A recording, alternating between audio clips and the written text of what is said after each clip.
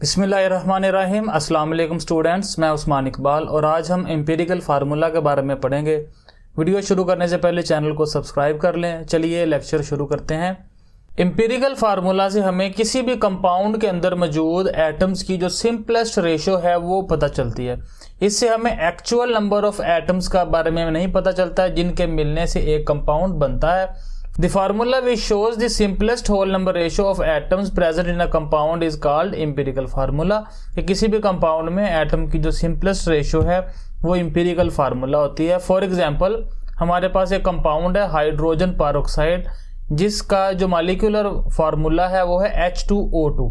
अगर हम इनकी रेशो निकालें, हाइड्रोजन के भी दो एटम्स हैं और ऑक्सीजन के भी इसके अंदर दो एटम्स हैं, दोनों को अगर हम 2 से डिवाइड करें तो हमारे पास जो फार्मूला बनता है वो HO, जिसमें हाइड्रोजन भी एक है और ऑक्सीजन भी एक है। इसे हम कहते हैं एम्पिरिकल फार्मूला। इसी तरह हमारे पास वाटर है, वाटर का जो मॉलिक्यूलर फार्मूला होता है वो होता है H2O। ठीक है, H2O। अब इसकी जो सादा रेशो है वो भी H2O ही होगी कि इसमें हाइड्रोजन के 2 ही रहेंगे और ऑक्सीजन का 1। इसका मतलब है कि वाटर का एम्पिरिकल फार्मूला और मॉलिक्यूलर फार्मूला सेम होता है। इसी तरह हमारे पास एक कंपाउंड है बेंजीन जिसका मॉलिक्यूलर फार्मूला होता है C6H6। अगर हम इसकी सिंपलेस्ट रेशो निकालें तो इसमें C1 और H1 हो जाता है। CH हम कह सकते हैं ये हमारे पास एम्पिरिकल फार्मूला है। अगर हम बेंजीन और हाइड्रोजन पेरोक्साइड को देखें तो इनका जो मॉलिक्यूलर फार्मूला है, मॉलिक्यूलर फार्मूला को मोलेकुलर फार्मूला भी कह देते हैं, वो और एम्पिरिकल फार्मूला दोनों डिफरेंट है। इसका मतलब है कि जो मॉलिक्यूलर फार्मूला और एम्पिरिकल फार्मूला में फ़र्क होता है। फ़र्क क्या है? Molecular formula actual number of atoms बताता है कि बेंजीन के अंदर कार्बन के 6 एटम है, हाइड्रोजन के 6 एटम है, लेकिन एम्पिरिकल फार्मूला उनकी रेशो बताता है। जैसे C और H जो एम्पिरिकल फार्मूले के अंदर है उसमें जो कार्बन और हाइड्रोजन की रेशो है वो 1:1 है। ठीक है, अब आगे हम चलते हैं। तो कोवलेंट कंपाउंड्स को हम जाहिर करते हैं मॉलिक्यूलर फार्मूला से और आयनिक कंपाउंड्स को हम जाहिर करते हैं एम्पिरिकल फार्मूला से। जितने भी हमारे पास कोवलेंट कंपाउंड्स होते हैं जैसे कि वाटर है, बेंजीन है, हाइड्रोजन पेरोक्साइड, ये सारे के सारे कोवलेंट कंपाउंड्स हैं।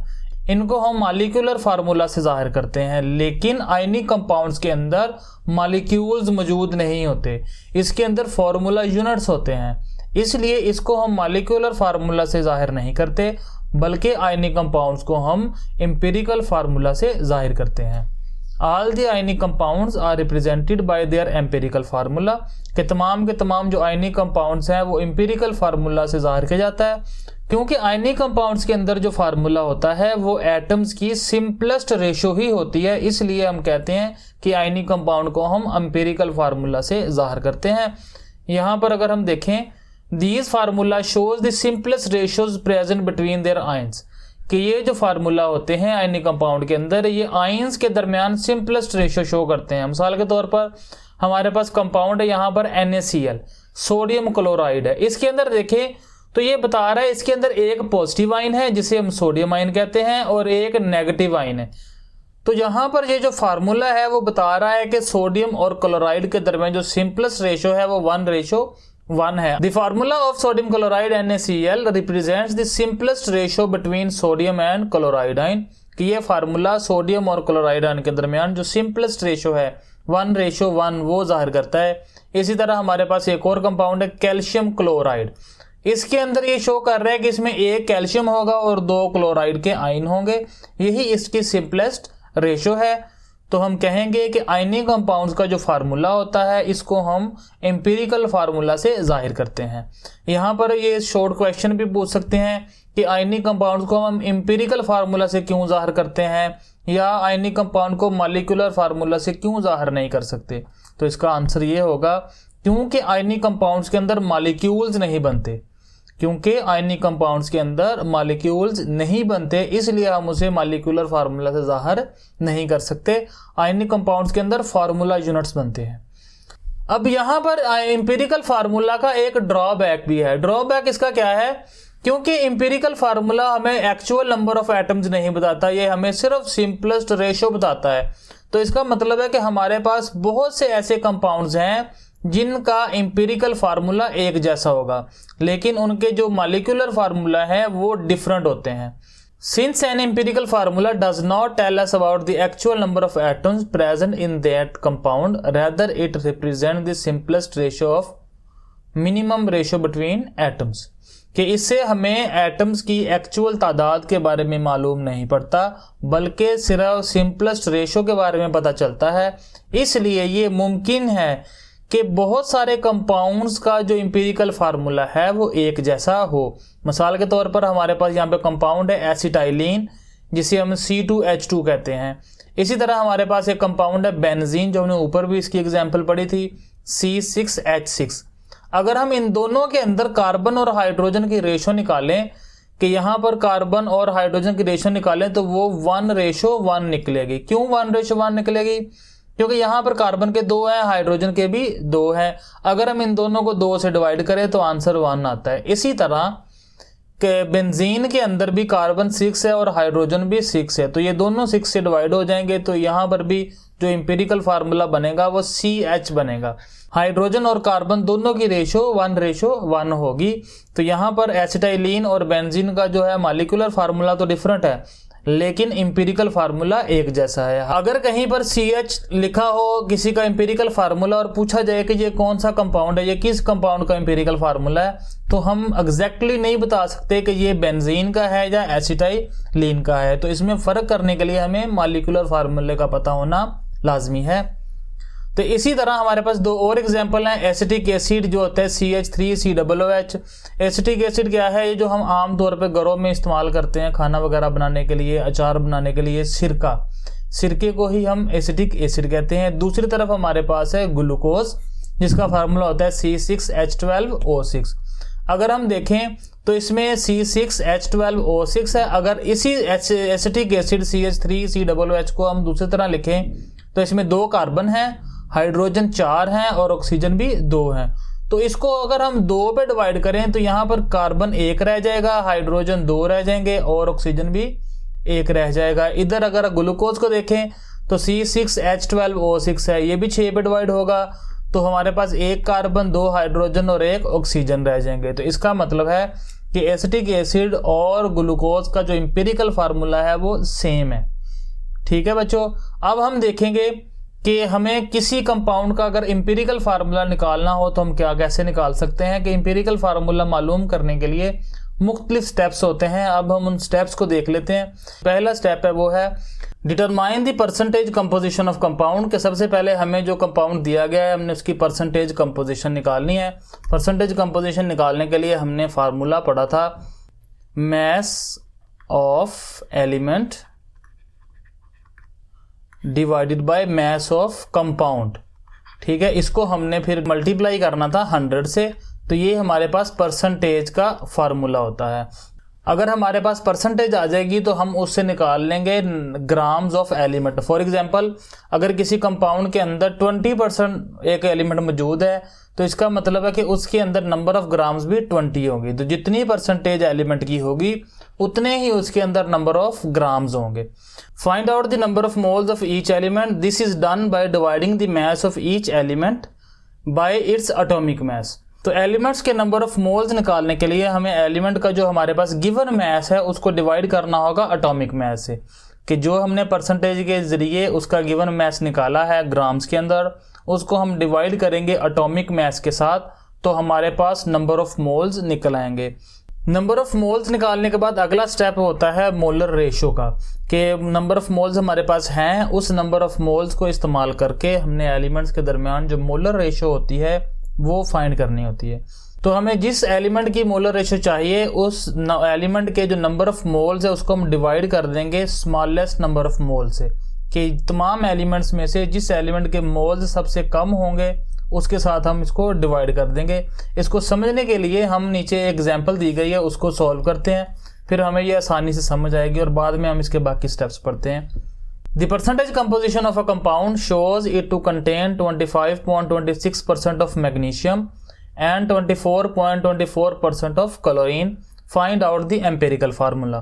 अब इस एग्जाम्पल के अंदर अगर देखें तो इसमें उसने परसेंटेजेस पहले ही दे दी हैं। अब हमें परसेंटेज खुद से निकालने की ज़रूरत नहीं है, वो पहले से दे दी है। अब सबसे पहले हमने जो परसेंटेज है इसको कन्वर्ट करना है मैस के अंदर या नंबर ऑफ ग्राम्स के अंदर। तो यहाँ पर देखें first step, change the percentage of element two grams. पहला हमारे पास एलिमेंट कौन सा है, मैग्नीशियम। मैग्नीशियम की परसेंटेज है 25.26%। इसको अगर हम ग्राम में देखेंगे तो परसेंट खत्म करके वहां पर ग्राम लगा देना है। जितनी परसेंटेज एलिमेंट की होगी उतने ही उसमें नंबर ऑफ ग्राम्स होंगे। इसी तरह क्लोरीन 74.74% है, तो इसके नंबर ऑफ ग्राम भी 74.74 ग्राम्स होंगे। नंबर ऑफ ग्राम्स आगे। अब इससे हम निकाल लेंगे number of moles. Number of moles कैसे निकालेंगे, इस मैस को, ये जो मैग्नीशियम का मैस है 25.26 ग्राम, इसको हम डिवाइड करेंगे मैग्नीशियम के एटॉमिक मैस के साथ। मैग्नीशियम का एटॉमिक मैस होता है 24, 25.26/24, आंसर आ गया 1.05। इसका मतलब है कि इस कंपाउंड के अंदर जो मैग्नीशियम के मोल्स हैं वो हैं 1.05। इसी तरह हम क्लोरीन के भी निकाल लेंगे। क्लोरीन का यहाँ पर मैस दिया है 74.74 ग्राम्स, जो हमने खुद निकाला है परसेंटेज से। उसको हम डिवाइड करेंगे क्लोरीन के एटॉमिक मैस से, जो होता है 35.5। और अब इसको अगर सॉल्व करेंगे तो आंसर आएगा 2.10। ठीक है, ये हमारे पास अब आगे है नंबर ऑफ मोल्स। अब इससे हमने एटॉमिक रेशो या मोलर रेशो निकालनी है। मैग्नीशियम की अगर हम रेशो निकालेंगे तो जिस एलिमेंट की हमने रेशो निकालनी है उसके मोल्स लेने हैं ऊपर, उसको डिवाइड करेंगे उस एलिमेंट के मोल्स के साथ जिसकी तादाद कम है। अगर हम देखें मैग्नीशियम के जो नंबर ऑफ मोल्स हैं वो कम है, वो कितने हैं 1.05, तो इन दोनों के मोल्स को हम इस 1.05 से डिवाइड करेंगे तो हमारे पास इनकी रेशो निकल आएगी। तो मैग्नीशियम के जो हमारे पास मोल्स हैं वो है 1.05। इसको डिवाइड भी हमने इसी से करना है क्योंकि ये छोटी वैल्यू है दोनों वैल्यूज में से। तो हमारे पास जो वैल्यू आ गई है वो 1 आ गई है कि एटॉमिक रेशो जो मैग्नीशियम की है वो 1 है। इसी तरह अगर हम क्लोरीन के मोल्स जो है 2.10, इसको डिवाइड करें 1.05 के साथ तो हमारे पास आंसर आता है 2। ठीक है, अब फिर से हम देख लेते हैं। सबसे पहला काम क्या है, परसेंटेज को हमने तब्दील करना है ग्राम्स में। 25.26% को ग्राम्स में तब्दील किया तो 25.26 ग्राम आ गए।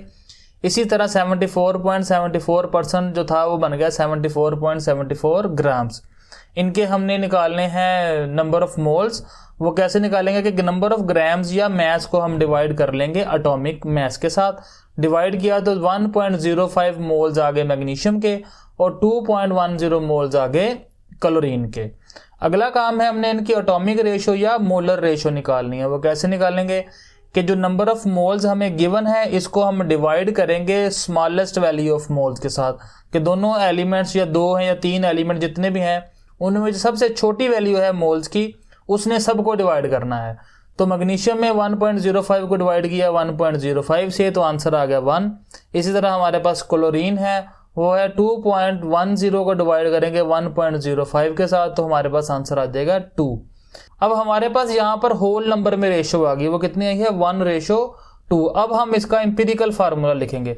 वो लिखने का क्या तरीका क्या होता है कि हमने दोनों कंपाउंड्स के नाम जो सिंबल्स हैं वो लिख लेने हैं, Mg फॉर मैग्नीशियम और Cl फॉर क्लोरीन। मैग्नीशियम के कितने हैं 1 है और क्लोरीन के हमारे पास 2 आया है रेशो, तो इसको हम लिखेंगे MgCl2 क्योंकि 1 हम नहीं लिखते। और ये बात अंडरस्टूड है, जहाँ कुछ नहीं होता वहां पर 1 होता है। तो ये हमारे पास एम्पिरिकल फार्मूला आ गया है मैग्नीशियम क्लोराइड का। इसी तरह नीचे एक और एग्जांपल है, उसको भी हम देख लेते हैं। The percentage composition of an organic compound by mass is 64.8% carbon, 15.62% hydrogen and 51.58% oxygen. Find out the empirical formula. फिर से हमारे पास 3 एलिमेंट्स हैं, कार्बन, हाइड्रोजन और ऑक्सीजन। उनकी परसेंटेज दी है, उस परसेंटेज से हम ग्राम्स निकाल लेंगे। मसलन कार्बन है 64.8% तो नंबर ऑफ ग्राम्स भी इतने ही होंगे। इसी तरह हमारे पास हाइड्रोजन के नंबर ऑफ ग्राम्स आएंगे 15.62 ग्राम क्योंकि उसकी परसेंटेज थी 15.62%। इसी तरह हमारे पास जो ऑक्सीजन है वो है 21.58% तो नंबर ऑफ ग्राम्स भी यही होंगे 21.58 ग्राम्स। अब पहला स्टेप तो कंप्लीट हो गया कि परसेंटेज से हमने ग्राम्स निकाल लिए। अब नंबर ऑफ ग्राम से हम नंबर ऑफ मोल्स निकालेंगे। वो कैसे निकालेंगे कि जो मैस हमारे पास आया है परसेंटेज से उसको हम डिवाइड कर देंगे एटॉमिक मैस के साथ। तो कार्बन का एटॉमिक मैस होता है 12, अगर 64.8 को 12 पे डिवाइड करें तो आंसर आता है 5.4। इसका मतलब है कार्बन के जो नंबर ऑफ मोल्स हैं वो कितने हैं 5.4 5.4 मोल्स हैं। इसी तरह अगर हाइड्रोजन के जो मैस है 15.62 को डिवाइड करेंगे 1 के साथ तो नंबर ऑफ मोल्स कितने होंगे 15.62। ऑक्सीजन की तरफ आए तो 21.58 को डिवाइड करना है 16 से। 16 क्या है, एटॉमिक मैस है ऑक्सीजन का, जिस तरह कार्बन का एटॉमिक मैस 12 था। तो आंसर हमारे पास आएगा 1.35। तो इसका मतलब है कार्बन हमारे पास है 5.4 मोल्स, हाइड्रोजन है 15.62 मोल्स और ऑक्सीजन है 1.35 मोल्स। अब मोल हमारे पास आ गए हैं, इन नंबर ऑफ मोल्स को हम डिवाइड करेंगे लीस्ट नंबर ऑफ मोल्स के साथ, ताकि उससे हमारे पास मोलर रेशो आ जाए। तो सबसे कम वैल्यू मोल्स की कौन सी है, 1.35 ऑक्सीजन की। सबसे पहले कार्बन की हम देखते हैं। कार्बन के नंबर ऑफ मोल्स हमारे पास है 5.4, इसको हम डिवाइड करेंगे 1.34 के साथ तो इसकी रेशो आ जाएगी 4। इसी तरह हाइड्रोजन है 15.62 और इसको डिवाइड करेंगे 1.35 के साथ तो आंसर आ जाएगा 10। और ऑक्सीजन का 1.35 को उसी से डिवाइड करेंगे तो आंसर आएगा 1। तो हमारे पास जो एम्पिरिकल फार्मूला बन जाएगा वो C4, क्योंकि कार्बन की 4 वैल्यू आई है, C4H10 एंड O के साथ इसलिए हमने कुछ नहीं लगाया क्योंकि उसकी जो रेशो आई है वो 1 आई है, तो जहां कुछ नहीं होता वहां पर 1 होता है। ये बात अंडरस्टूड है। इन एग्जाम्पल से आपको जो स्टेप्स हैं एम्पिरिकल फार्मूला फाइंड आउट करने के वो अच्छी तरह समझ आ गए होंगे।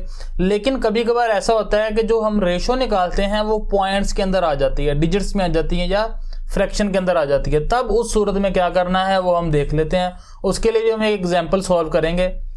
यहाँ पे बताया है if the atomic ratio obtain in simple whole number ratio, अगर एटॉमिक रेशो जो है वो सिंपलेस्ट होल नंबर आ जाए, जिस तरह हमारे पास अब पिछले एग्जांपल के अंदर आई है कार्बन की 4, हाइड्रोजन की 10 और ऑक्सीजन की 1, ये रेशो होल नंबर के अंदर आई है, पूरे पूरे नंबर्स आए हैं। लेकिन अगर यही वैल्यू पॉइंट्स के अंदर आ जाए, फॉर एग्जाम्पल 1.5 आ जाए, 2.67 आ जाए, तो उस सूरत में हमें इन वैल्यूज को किसी होल नंबर से मल्टीप्लाई करना है ताकि ये भी होल नंबर के अंदर तब्दील हो जाए। फॉर एग्जांपल अगर 1.5 है तो इसको हम मल्टीप्लाई करेंगे 2 के साथ, जब इसको 2 से मल्टीप्लाई करेंगे तो आंसर आ जाएगा 3।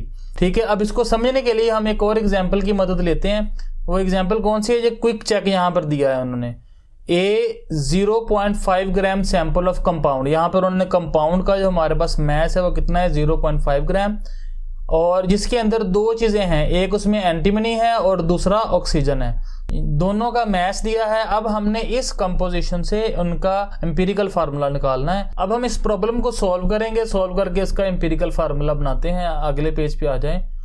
यहाँ पर उन्होंने मैस ऑफ कंपाउंड हमें दिया है 0.5 ग्राम, ठीक है, और मैस ऑफ एस बी यहाँ पर है एंटीमनी। एंटीमनी का जो सिंबल होता है वो एस बी होता है, वो कितना है 0.418 ग्राम्स। इसी तरह मैस ऑक्सीजन है 0.082 ग्राम्स। जो पहला स्टेप हमने पढ़ा था कि हमने इसकी परसेंटेज निकालनी है। पिछले दोनों एग्जांपल्स के अंदर उन्होंने परसेंटेज दी थी, यहाँ पर परसेंटेज नहीं दी, वो हमने खुद निकालनी है। तो सबसे पहले हम निकालते हैं एंटीमनी की परसेंटेज।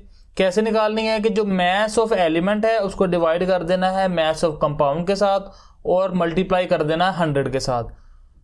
एंटीमनी का जो मैस है वो 0.418 ग्राम है, इसको डिवाइड करेंगे 0.5 ग्राम से। 0.5 ग्राम मैस ऑफ कंपाउंड है, 100 से मल्टीप्लाई करेंगे तो हमारे पास जो परसेंटेज आएगी वो 83.6% है। और इसी 83.6% को हमने ग्राम में तब्दील करेंगे तो 83.6 ग्राम्स है। इसी तरह ऑक्सीजन 0.082 ग्राम को डिवाइड करेंगे 0.5 के साथ, मल्टीप्लाई 100 के साथ, तो हमारे पास परसेंटेज आई 16.4% और ग्राम्स कितने आ गए 16.4 ग्राम्स। अब यहाँ पर हमारे पास गिवन मैस आ गया है एंटीमनी का भी और ऑक्सीजन का भी। इस गिवन मैस से हम निकाल लेंगे नंबर ऑफ मोल्स, जिसका फार्मूला क्या था, mass of given element divided by atomic mass, कि जिस एलिमेंट के हमने मोल्स निकालने हैं उसके गिवन मैस को डिवाइड कर देना है उसके एटॉमिक मैस के साथ। तो हमारे पास एंटीमनी का जो मैस है वो कितना था 83.6 ग्राम, इसको डिवाइड करेंगे एटॉमिक मैस के साथ। तो एंटीमनी का जो एटॉमिक मैस है वो कितना होता है 121.76। एटॉमिक मैस ऑफ एंटीमनी होता है 121.76 ग्राम। इनको जब हम डिवाइड करेंगे तो हमारे पास नंबर ऑफ मोल्स आ जाएंगे 0.6866 मोल्स ऑफ एंटीमनी। इसी तरह हम ऑक्सीजन के मोल्स निकालेंगे, 16.4 ग्राम को डिवाइड करेंगे 16 पे, 16 एटॉमिक मैस ऑफ ऑक्सीजन है, तो आंसर हमारे पास आया है 1.025 मोल्स। इसका मतलब है कि जो एंटीमनी के मोल्स हैं वो कितने हैं 0.6866। इसी तरह ऑक्सीजन के नंबर ऑफ मोल है 1.025 मोल्स।